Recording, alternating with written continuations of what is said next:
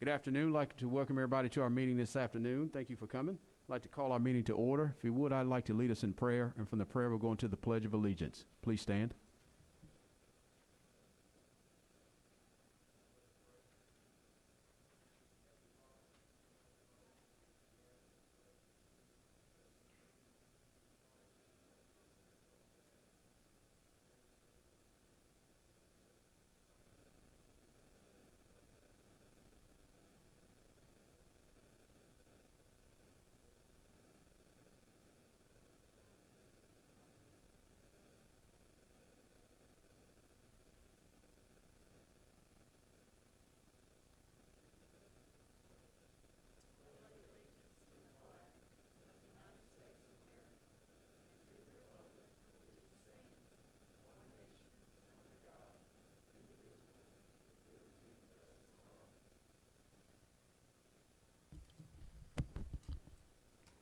I know Ms. McCullum's not here, so I may ask staff to kind of help us with the roll call.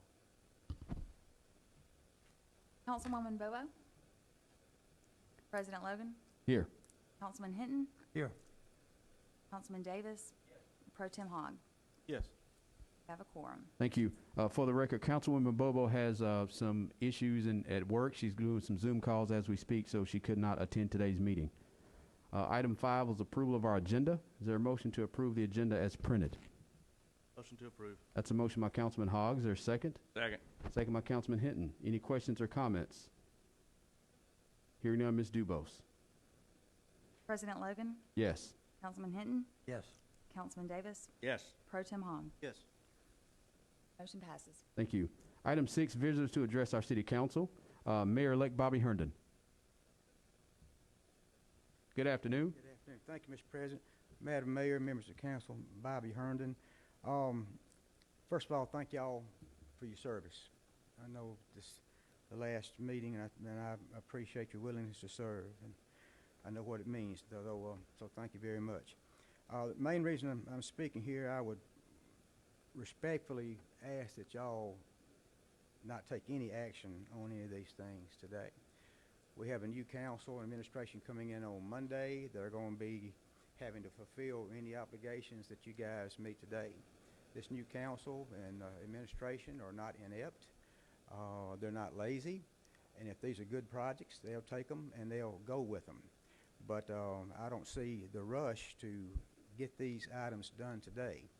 I know there's a couple items on here, but 2 or 3 about the O.S. Harvey Park. And talking to Councilman-elect Washington back here, he said he's had conversations and he is not ready to appoint to approve anything.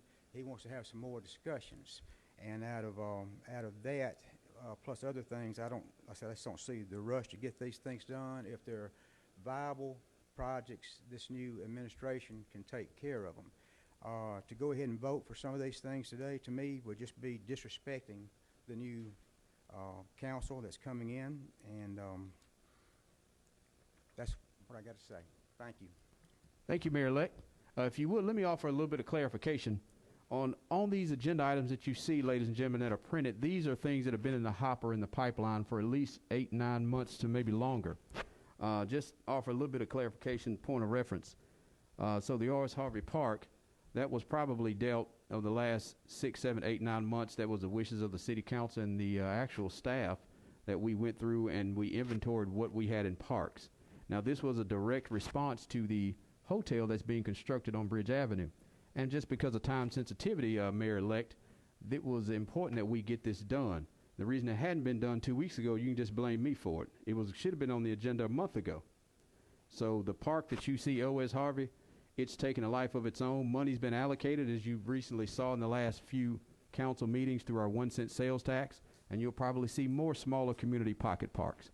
So this one is not germane or individual on its own. It's a suite of parks. This one was the first coming out of the gate that was requested and recommended by a small community of citizens.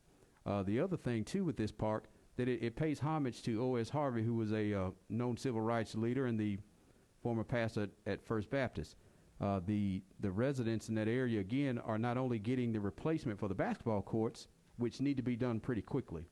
Again, this should have been done a few months ago, but I'll take responsibility on that one. I do see former Councilman Tony Roberts in the audience. He was kind of helped spearheading it when he was a councilman. Tony, if you want to come up and give us a brief update on that as well. Mr. President, Madam Mayor, Council, Tony Roberts, and officially I can tell you the address is 1905 Crested Ridge Road, Aledo, Texas. But I still work and live here in Tuscaloosa. With all due respect, one of the issues with Northport, as I see it, is we can't ever do anything for more than 30 days at a time, period. There was I believe, Max, 2 years ago, there was a team from West Alabama that went to Greenville, South Carolina to investigate their city development. That took 30 years of public and private working together to make that work. In Northport, we can't go beyond 30 days of people meeting at Buddy's, talking at the damn table at breakfast over there about what's wrong. This money's been allocated for more than a year and a half. This project has been out there for more than a year and a half. And I notice no one has a problem with paving projects or anything else that's in there. As a legislative body, this is a first reading. That's all it is. It's a first reading. Every other action has to be voted on afterwards, which can happen with the next council. 2 of you are extending to the next council. You were here when we discussed this. To delay this, as far as I'm concerned, is nothing more than politics, which people in Northport hate, okay? We talk about change, but the only thing that doesn't change is the people that want to run this city. It's the same old politics, okay? The city needs to run the business for the people. This money belongs to the people. It was collected from the people. They agreed with our plan to use it for the people. So anything else is politics. People have had plenty of times to talk about this. This is a first reading. There will be a chance for people to vote on second reading, on the amount of money or anything else. But I urge you to stop being Northport, okay? Stop being traditional Northport. Stop every time there's a city council change. We don't want to do anything because, one, we don't want to go into that next council. I'm afraid we're going to make somebody mad, or have people who want to grandstand and take credit for what's being done. There shouldn't be any credit taken. The only credit that needs to be taken are the people that actually have to do the work here, okay? It's a great group of people. You have to keep this going, and the continuity has to happen. And if you're not going to keep continuity, then roll back the 1 cent tax and stop doing what you're going to do. That's all I got to say. Wait, I couldn't get that same fire when you was on the council.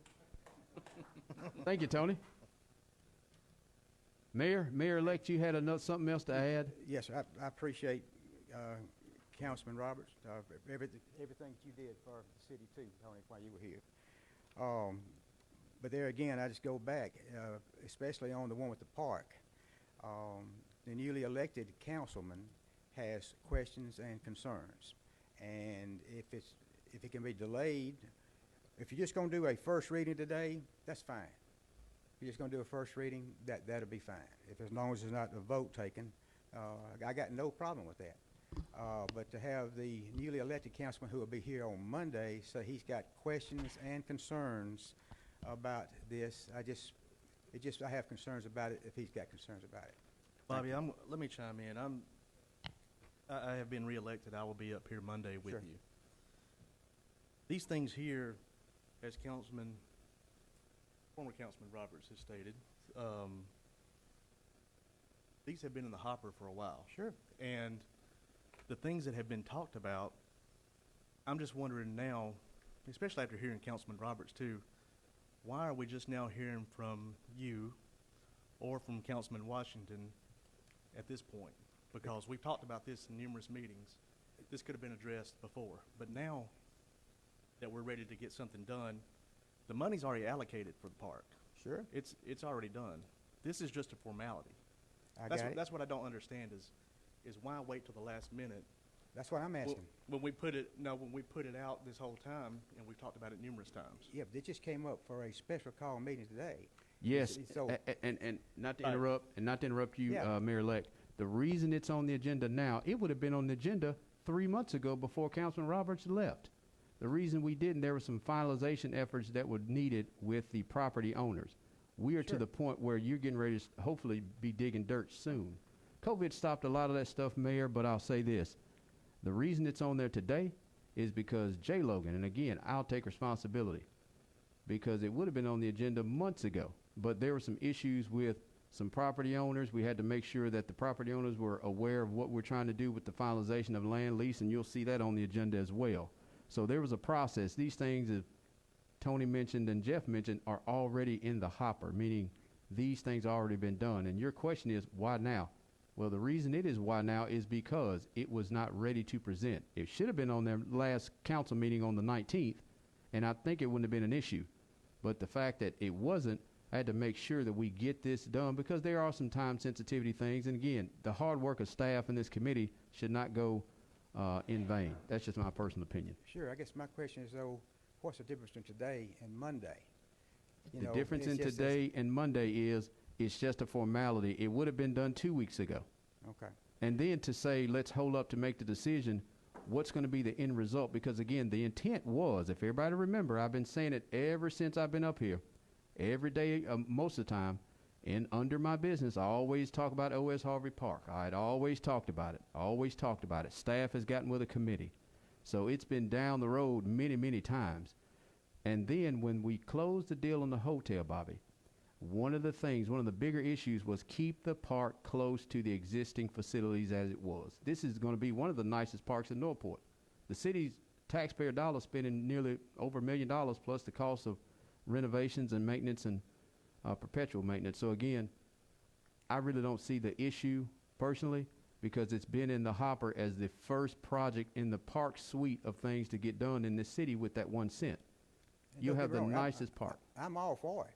You know, I just wonder why all of a sudden the rush to get this. You got a new council person that wants to question some things before anything's voted on. So I'm just asking you just to hold off on voting.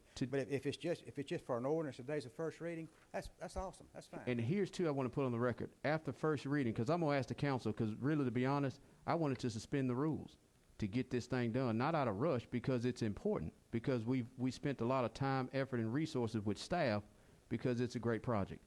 And the reason, again, I'll say it for the record, the reason it is on the agenda now as opposed to a month or 2 months ago is simply administratively. Okay, that's the reason. You would have seen this probably in June or July had we had enough people who were, you know, the property owners and all that. But again, COVID's kind of slowed down a lot of stuff, but you've got some design work preliminary that has kind of been done. You've got a park committee that's put in hours of man hours on Thursday nights for over 2 or 3 months since January of 2020, when nobody else was thinking about it. Am I correct on that, Tony? Okay. So all this stuff has been run down the road for months. And the fact that we're getting to the goal line and saying it's kind of rush, I disagree with it. And again, if there were issues, obviously this thing's been very publicly washed over. It's been public, very public. Sure, I got no complaints with that. I'm just saying the newly elected councilman would just like to wait a week, whatever, just to see, get in on the discussions on it. But like I said, if it's just up for a first reading, and if you do ask to suspend the rules, I know we have to have unanimous vote. I would appreciate somebody voting against it, so we could discuss this at least for a week or so before. What's the reason you want to discuss it? To stop it? Jay, what did I just say? I said I'm all for the park. Okay. I want the newly elected councilman to at least have a say-so, just out of respect. Duly noted. Okay, very good. Let's do this. I know I see newly elected. We'll wait to see what the council wants to do. But any further questions or comments? But Councilman Washington, what is there a reason that you would not want to see a vote? Well, come on up, Councilman-elect. Come on up. Oh, come on up. Come on up, Councilman-elect. Come on up. Please state your name and address for the record. I mean, I think you would want to see this for the children, so. Yeah, I think, and again, Bob, I think everybody can agree we want the park. Yeah. Good morning. Good morning. First of all, Jay, Please state. to you, I'm sorry. Please state your name, Councilman-elect. like I mentioned to you earlier, as I campaigned, people wanted to have an input. Nobody in that neighborhood or district had the opportunity to talk about it. We found out about it on Facebook. Me personally, I'm running the Robert Hassan Center, doing baseball right there. I had absolutely no input on it. And I would think if I have a baseball field that I'm running a baseball program from, I should have at least some type of word or talk but Councilman Logan chose not to even invite me to the talk. There's plenty of people in that neighborhood that really don't want it in that neighborhood. Just like I told Jay, they should have opportunity to come talk about it. If one person show up, or if it's 30. If none show up, they can't really complain about it later. But as of today, Councilman Logan has not given anybody, I won't say anybody. Yeah, correct that. You Yeah. okay? Councilman Logan have not given people the opportunity. So Respectfully, the only thank you thing so that much. I'm asking is that people get a chance. It ain't too many campaign promises you can keep, probably. But I told people I'll give them opportunity to speak on it. But what's the Am I- end result if I'm not everybody's for the park? sure. If- I mean, if yeah. everybody's for the park, it's there. My question was, where was option 2 location? Where was option 3 location? Nobody That's a knows great it. question. Hey, Tony, can you give a little? I mean, little right bit of now that? is not the time. I'm just telling you that is my reason why. But there- It's not because I don't want the park. It's a great looking park. I just want people to have the opportunity to speak on it. I think they did, Woodrow, but I want to make sure, and thank you for your comment too as well. But I want to clarify what you had mentioned.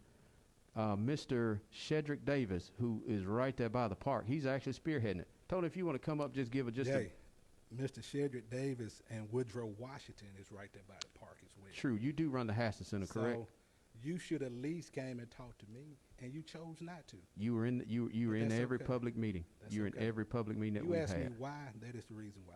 Okay. Okay. No other reason except giving people opportunity to at least talk on it. Yeah. It's not because I want to kill it. Personally, we need a park.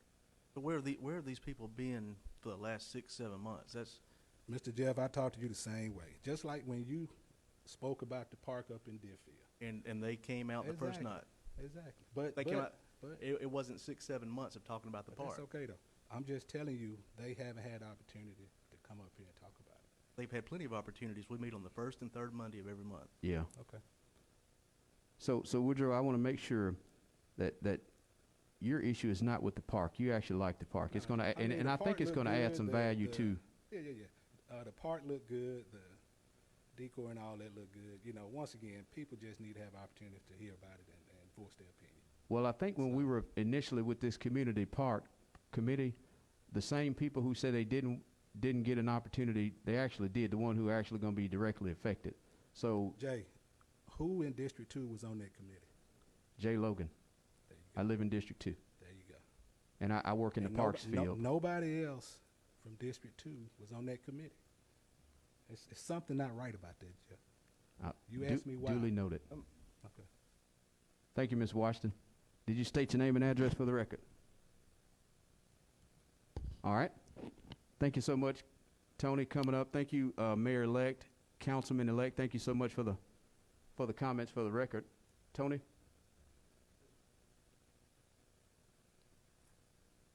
Sorry. Procedurally, just because you vote to approve the allocation of the funds, it still has to come back to vote, Ron, to spend the money. That's right. If I'm not mistaken. The plan, like anything else, would get a public review. It'd be rolled out. So if there were any additional requirements for public hearing or anything else, it could occur at the same time. Correct. One of the gentlemen that was on the Parks Committee with me, people who did not live in District 2 felt strongly that District 2 deserved this. Let's face it, District 2 has the worst schools in the county school district, and I really don't see the District 1 county school commissioner doing anything to help Matthews or those two. We all know those schools would be closed if they were in another district. And the committee felt very strong that this should be, the very first set of money spent in Northport should occur in District 2. You have procedures that have checks and balances just simply because you have a first reading, or if you waive the rules and have a vote to allow the administrator to enter into negotiations. You still have to have a vote to approve the expenditure. That's right. You still have to have a vote to approve the project. Correct. It's not done and dusted simply because the council has a vote. So I need to make sure that everybody's clear on how this works procedurally. Thank you for that clarification. Again, just if we suspend the rules, you still have to come back and vote to expenditure of the funds and so on and so forth. So again, now that that's clarified, we can move on. Thanks, Tony. Any further comments? I know Councilman Hogg, you had a couple. Well, that's why I was saying that this is just a formality at this point. I mean, it doesn't, even if you suspend the rules today, it doesn't matter. It's just a formality. Yes. Because, as Councilman Roberts said, there are other procedural rules that you have to follow after this. So, and the new council will have that opportunity. But sometimes it's just knowledge about how things go on and what you have to do to get to where you're trying to go. But as for the other items on here, these are also items too that like asking for timelines for paving. That will be something that the new council can approve after a first reading, or the revitalization project that's coming out of a bucket, or this even asking the city administrator to formally engage engineering firms for providing probable engineering costs. That is saying, let's go ahead and get out there and get costs for some of these projects. The new council will be the one to decide, are these projects viable and are these costs acceptable for us to spend? So nothing on here is really setting anything in stone. It is a formality at this point, is my whole point. So anything that's coming up here against anything, to me, it just makes everything look like we don't know what we're doing, but we do. It's part of a formality. I guess that's my riff today. Thank you. I'm assuming that's the guy in the bandana is Jody. Please state your name and address for the record, because you were holding your hand up. I'm Jody Jobson. I live at 1534 Bellwood Lane, Northport, and I am like a lot of people in Northport. I'm sick of this. You people were elected to do a job. You did a good job. We got a chance to have a good hotel. I hope that they are not, anybody in this room, able to change your mind about voting on these projects or the first reading or whatever. Now, there needs to be some people, and I'm not scared to call the names, that needs to butt out until they get the authority to do something. And that's you, Bobby. The only thing you need to be doing is kissing babies and shaking hands, because that's the only authority you got. But you're running around town trying to put an advisory committee together. You don't even pay your bill for what you owe the city for what you pledged at a meeting. I've sent you 4 bills. They ain't been paid yet. Right now, you owe the city $120,000 that they'll never see. So now, one question for you. Who's swearing you in Monday night? Huh? Who is that? Scott Collins. So you're going to bring Scott Collins down here, who almost ruined the city of Northport, and slap us in the face with him honoring you. You need to be ashamed of yourself. You need to know that you are a disgrace to the office. You're Jody, a disgrace Jody, to this town. Jody. So the best thing, you know, if you're going to put an advisory committee together, you need to go with it. You don't even have the authority. You know exactly what I'm talking about. Yeah, okay. So I'm urging y'all to go ahead and vote for the best thing that could happen for Northport. Not what's good for Bobby Herndon or anybody else, but what's good for the people, the kids of this town. And it's been neglected. The District 2 has been neglected. It's not only y'all have brought it up. It's been other regimes, other things. But there's people that are going to keep trying. They're not going to let Northport thrive. They're going to keep trying to tear us down and all that. And the committee I'm on is not going to do it. The committee I'm on is going to hold their feet to the fire. So I'm just saying, please vote your conscience, vote the way you want to vote, and don't let anything anybody said change your mind. All right, thank you. Again, we've had some clarification. That's what we're trying to explain. You can suspend the rules, you can do it first reading, but it still has to come back to council previously or future for any expenditures and the finalization of those selected items. So make sure the record shows that as well. But if these items would have been done 4 months ago, would we have had all this? That's my point, is would we have had all this going on if this In was my done opinion, 4 I don't months? think so. No, sir. And that's we've been just my talking opinion. about it as a council to do this, so that just blows my mind. All right, new business again. That's that first reading. This is on the new business again. Thanks everybody for coming to speak to the city council. New business 8A1. Again, it's a first reading of ordinance allowing the city administrator's office to formally engage engineering firms for providing probable engineering costs. Again, these are two particular items that again have been on the radar for over 2 years. I go back to MLK. I know everybody heard me say that ad nauseum every single council meeting. One of the items on MLK, or one of the issues, was the realignment portion at the intersection of Bridge Avenue and MLK. The FHWA portion of it had some heartburner concerns regarding the realignment specifically.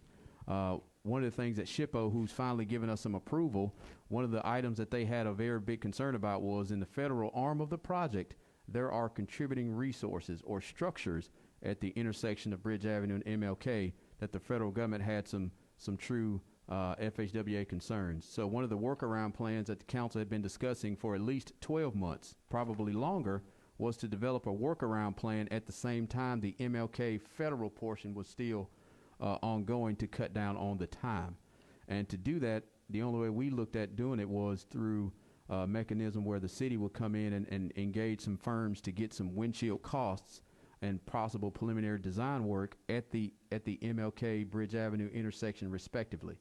That way the city can control the dollars, the city can control the timelines somewhat, and the federal portion along MLK can still proceed, because I think without this workaround plan, people, that will slow it up even more. So I know you've heard me speak about it at length for at least a year.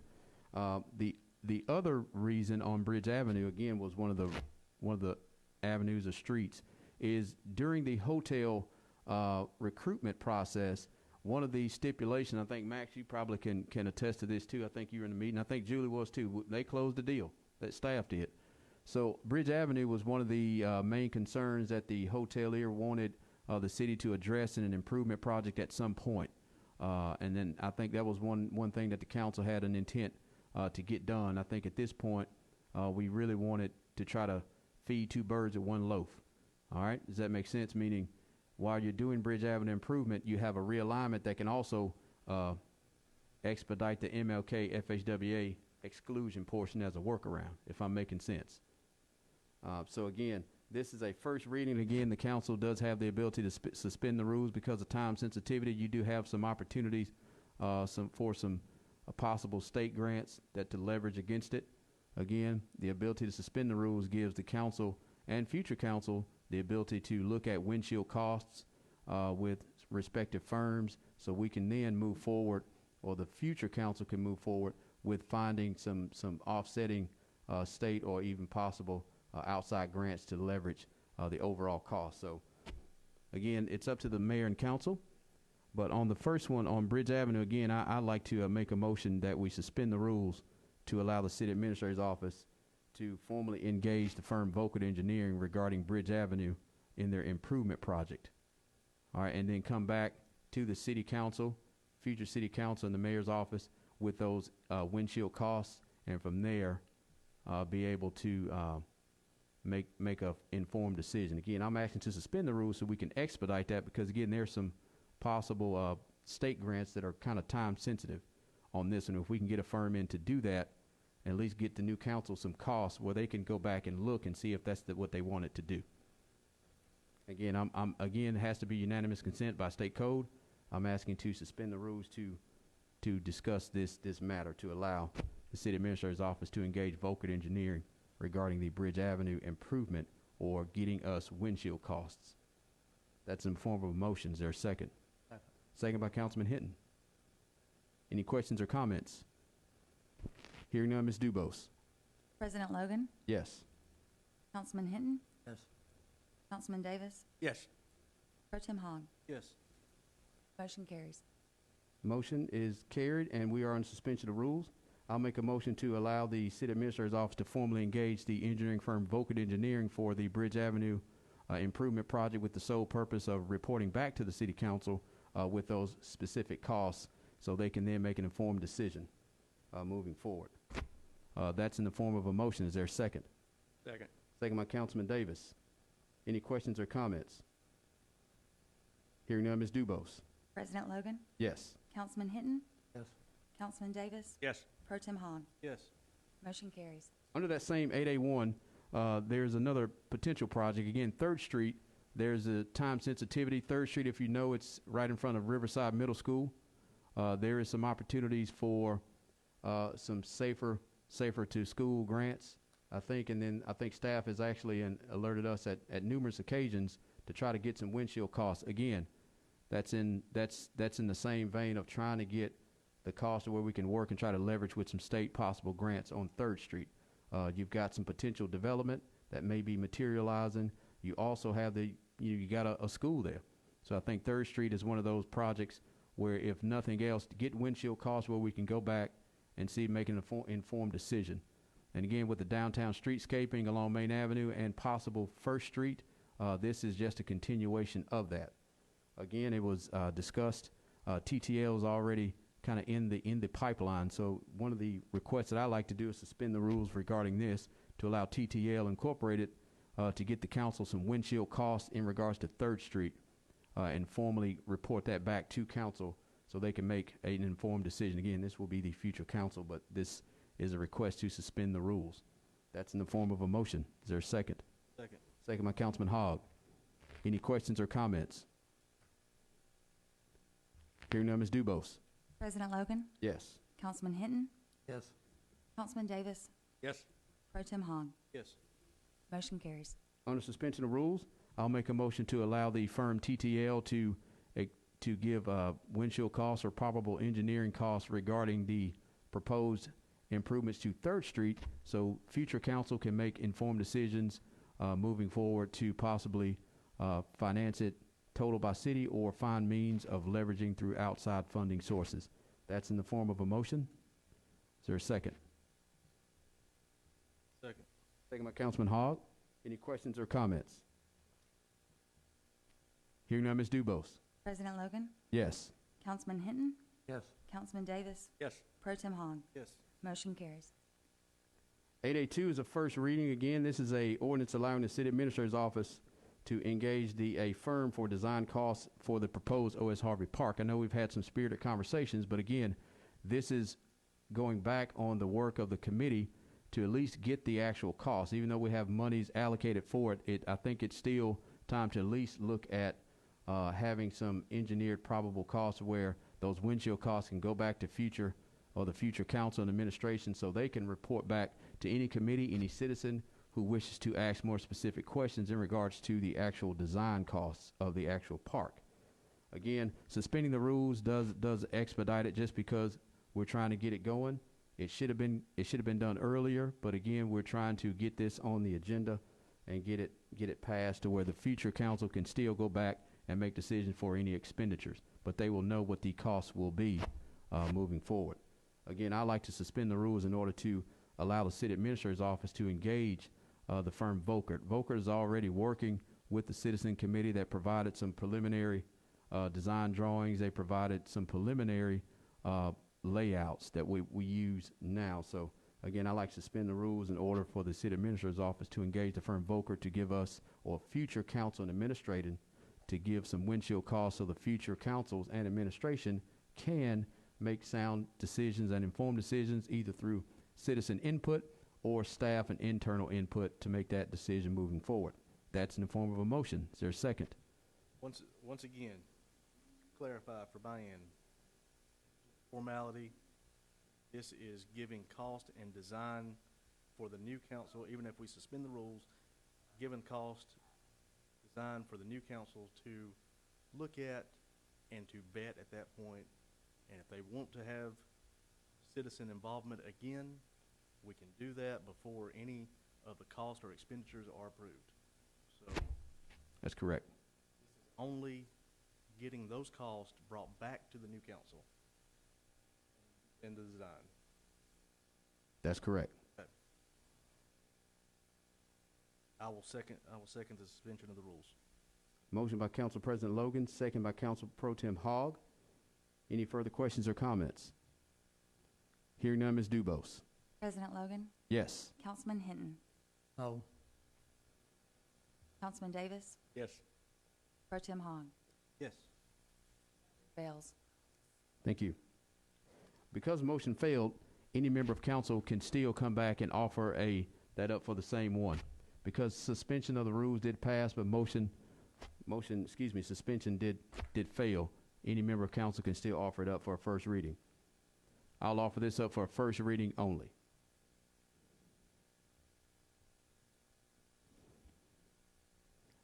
Third item is a first reading of an ordinance allowing the city administrator to enter into negotiations to finalize land or lease purchases for the proposed O.S. Harvey Park. Again, these are conversations that have been ongoing for nearly 6-7 months. With the community pandemic of COVID slowed down tremendously. We did have a meeting 2 Thursdays ago, actually, with the leadership of First Baptist Church and then property owners or private landowners. Again, this just allows the city administrator's office to formally enter into negotiations to report back to future council and administrative arms internally so they can make informed, sound decisions moving forward regarding the lease and or land purchases regarding the proposed O.S. Harvey Park. One landowner, Alabama Power, we are still working through that arm for them to actually donate a parcel of land regarding this. So the APCO Foundation is working through to get that to the city as well to expand the actual campus of the proposed park. Again, this is a first reading. I will offer this for a first reading just on the standpoint of that way the future council and administrative can then go through and negotiate and work with the city administrator's office to that respect. So item 3, I will offer this for a first reading. Item 4 is a first reading of an ordinance establishing specific timelines regarding municipal paving of publicly maintained streets. Again, we all know that paving happens annually in our city and many cities around our area, but the fact that we can help staff create a specific timeline to give them more flexibility and have the council come back with more strict budget numbers to where we can approve those inside and keeping it inside of budget. Again, just for a little bit of point of clarification for the public. So just considering the timelines that we need to establish, normally in an upcoming fiscal budget year, we approve it in October. We normally would have streets that are already on the list or in the pipeline to be done. What I'm proposing or the future council to look at is to establish or have the city administrator with staff, engineering, and other internal staff to propose timelines to where you are, one, keeping into the spirit and intent of staying within budget once we approve it in October. And in January, no later than the last meeting, staff has a list of streets that are possibly could be paved in areas of the districts of the city. And then staff would actually work with an engineering firm selected or outside entity or even city council members no later than February or March to have those streets culled and vetted to where you have an actual working list. And then by April, staff would work to try to look at putting that out toward a bid process to the actual paving provider or contractor. Again, these are framework. This can still be modified or adjusted as internal, external forces see it. It may be some budgetary items that need to be adjusted. You can adjust this. Council can certainly come back and look at adjusting these timelines. This just gives staff the ability to have some form of a framework to present to council to where we're not making last-minute decisions on paving. And again, that helps staff, in my opinion. And again, in April or May, hopefully that project will be bidded out. And then June, July, August, we're actually into paving, where you won't be paving toward October, November, December, toward the wetter months, and that actually is adversely affected in the paving process. Again, capital projects would not apply to this simply because you need more flexibility from a budget standpoint to long-term budget for it. Again, this is more typical municipal paving where we allow staff to present timelines, and the timelines, again, we work with staff, internal firms, January, February. We approve those by the end of January. March, April, we look at providing the contractor who may be doing the work, approve that contractor in early or late spring, and then late spring to all the way through the summer, you actually are paving when you're supposed to. And again, if market conditions or budgetary forces require us to do something different, the council and staff and the city administrator's office certainly has that ability to go back and adjust as needed. So again, this is just a first reading of a framework that sets up some specific timelines for municipal paving. And then paving that is kind of out of the norm, atypical, when you have to chip and seal. This allows the city staff and council to go through and create some cooperative agreements with county governments or even state. So again, this is more flexible than it seems. So again, this is a first reading regarding specific timelines to be established by the Office of the City Administrator and the City Engineer, again, of municipal maintained streets. This is the first reading that I will offer up. Item 5 is the first reading of an ordinance establishing a Northport home revitalization pilot program and allowing our administrator's office and designees to coordinate that program. And again, this may come out of our Rejuvenate bucket. And thank you for being here, Ms. Ellen Potts. She's with Habitat for Humanity. Thank you, Ellen. Thank you very much, Mayor Aaron and President Logan and rest of the members of the council.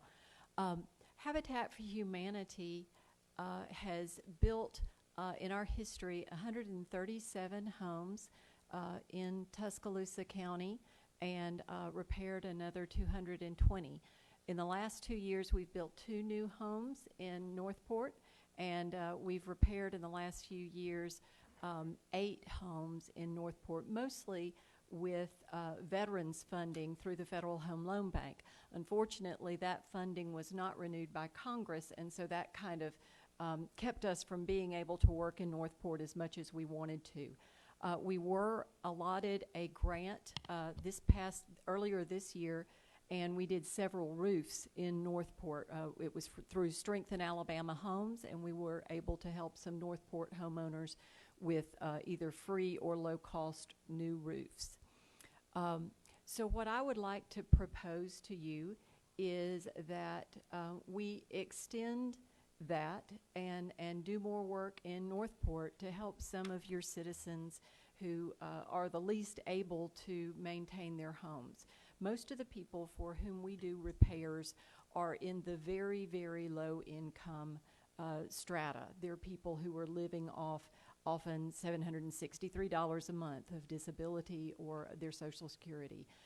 You know, sometimes these are widows, widowers, people who perhaps earlier in their lives when they purchased their home had 2 incomes or had a good income, and then, you know, perhaps their spouse died, perhaps they were divorced, perhaps something happened that now they're not able to repair those homes. So I'll just give you a couple of examples of some work that we've done.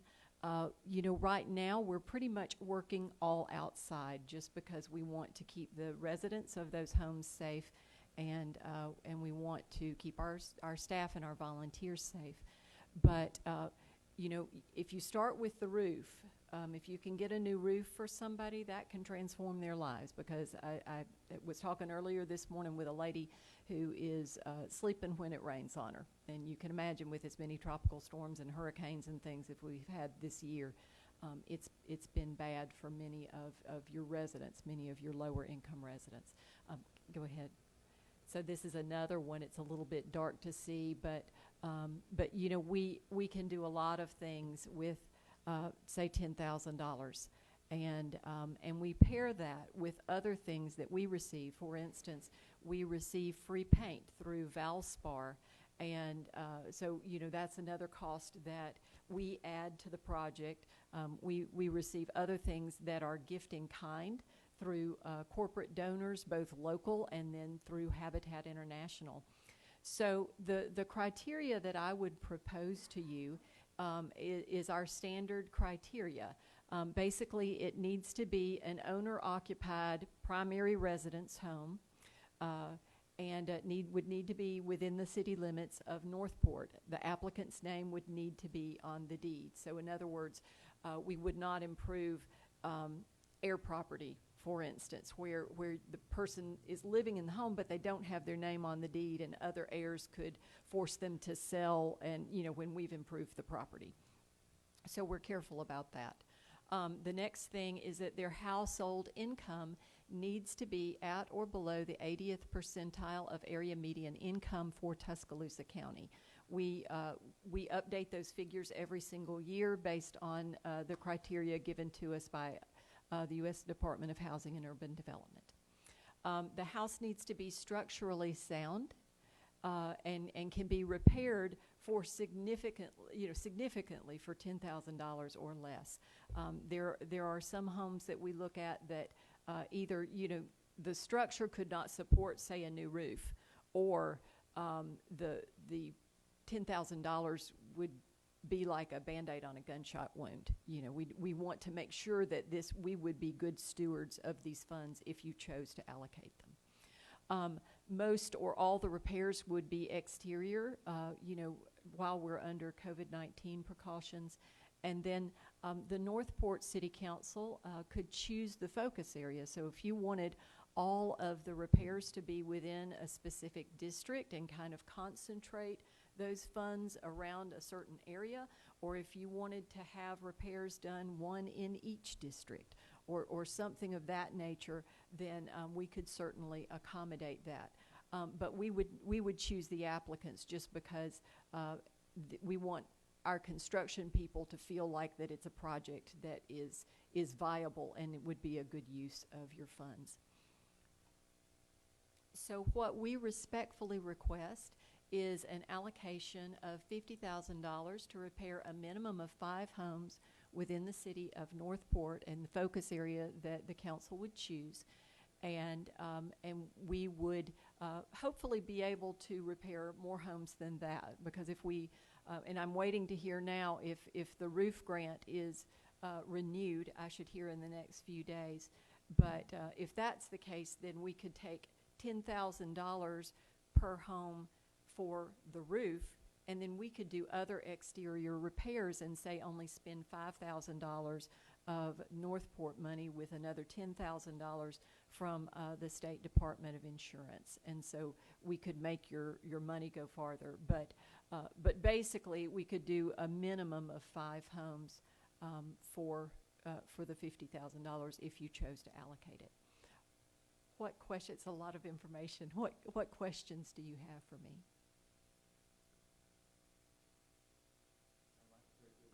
It really is, and again, I guess I'm looking at it from the standpoint of that rejuvenate bucket. I do know we've allocated that in our bucket in terms of blight elimination, and in my mind, to me, that's blight elimination. I don't know how. To me, it does reduce the fact that you, instead of condemning a home and tearing it down at a cost. Julie, I don't know how much it costs. What are we paying now to tear down a home? Yes, ma'am. Wow. So, and that's just direct cost of just for that contractor, not counting the time it sends Julie Ram to go and spend time. Oh, okay.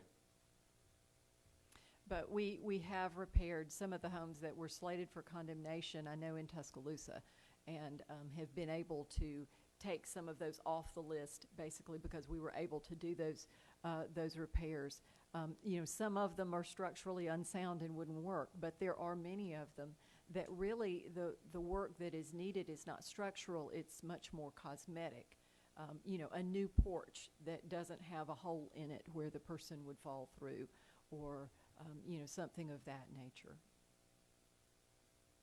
Thank you. Any questions for Ellen? I think it's a really good project, and hopefully the new administration come in will take advantage of that. Again, to me it falls within the intent of that rejuvenate bucket in terms of areas that may be distressed, and using this as a way of blight elimination, where we typically may tear down a home, we could probably help save one and encourage others around that to improve their structures and homes as well.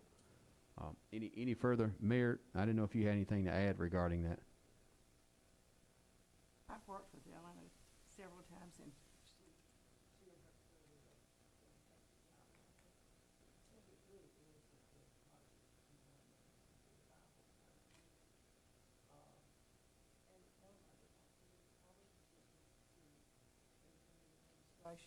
and make sure Okay. I'll do a great job. Thank you. Yeah, We good are job. too, and your new residents of Northport are very pleased with their new Yes. home. Approach this with them, I think they will find it. Great. Well, we would like to expand what we do into more partnerships with Northport families, new home ownership opportunities in Northport, and then also home repair opportunities. And what we often find is that when you start building a new home or when you start repairing homes, it does make the rest of the homeowners say, "Oh wow, I need to step up my game. I need to repair. If my neighbor's looking good, it makes my house look poor by comparison." So it does often have a great effect on the whole neighborhood.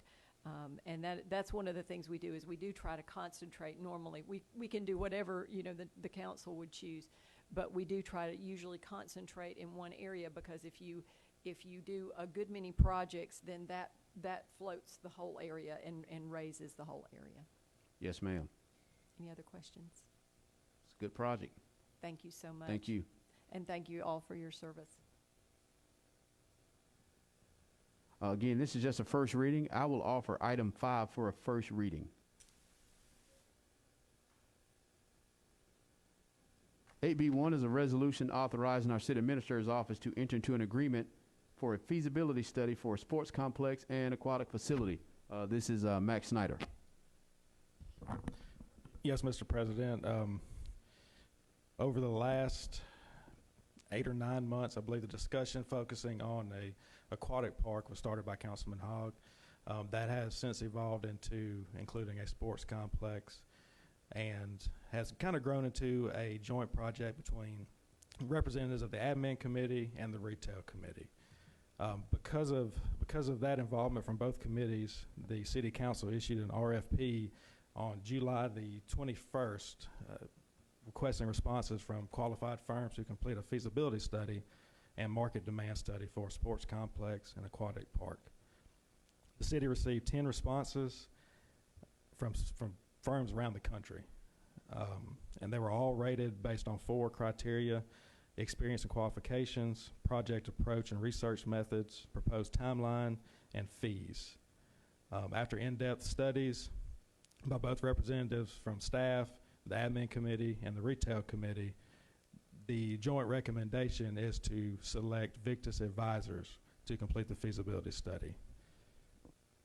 Victus Advisors will also partner with a nationally recognized firm dealing with aquatics studies and developments known as Councilman Hunsaker. Upon completion of the project, the city will have a demographic analysis, needs analysis, pro forma, management options analysis, cost analysis, site location analysis, and financial and economic impact analysis. This will give the city everything it needs to take the next steps towards a sports complex and aquatic park.